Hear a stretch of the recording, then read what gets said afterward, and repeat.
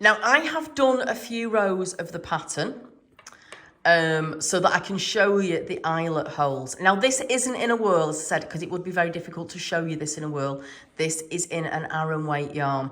Now I have noticed in the whirl, because I have started mine so that I could practice doing these rows, that actually the holes on one side of my knitting are bigger than the other. I'm guessing I must, and in fact if you look at it, these ones look slightly bigger than this side. So if that happens to you, don't worry about it. Honestly, it's going to be fine. Nobody is ever going to look at your shawl and say, oh, the holes are bigger on that side than the other.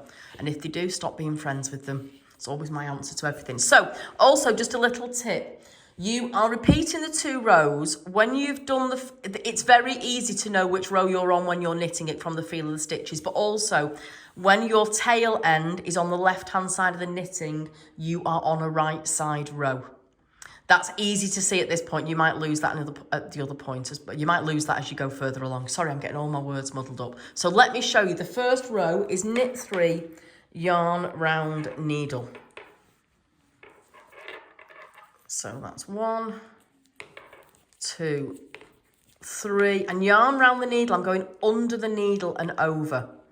Okay, so it's under and over, and then just carry on knitting to the last 3 stitches. And that's 1, 2, 3.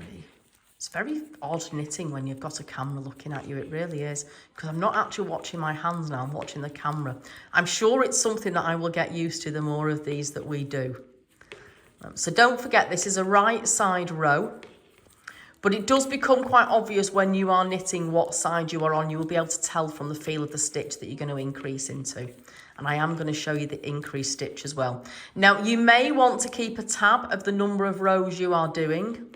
I play fast and loose with something like this, and I don't tend to. I just count my number of stitches occasionally. So this is, right, so yarn round needle again. So underneath my needle like that, and round and knit the last 3 stitches. 1, 2, 3. So that's row 1 of the garter stitch pattern. I'm now going to do a wrong side row, which has this. So you've increased 2 stitches on that row, and on this row, you're going to increase 6. So you will get to the 155 stitches quite quickly. So that is knit 3, 1, 2, 1, 2, 3. Now this is the yarn round needle that I've just done. Okay, I tried this both ways, yarn round needle. I did it over the top here and I did it underneath, and I found it much easier and it gives me a much nicer hole going underneath. So I am going to knit. Sorry, thanks, Amy, just telling me. So knit 1, don't take it off, yarn round needle underneath again, and knit again. So there you go. So that's increase of 2 stitches. Let's go to the end and show you that again.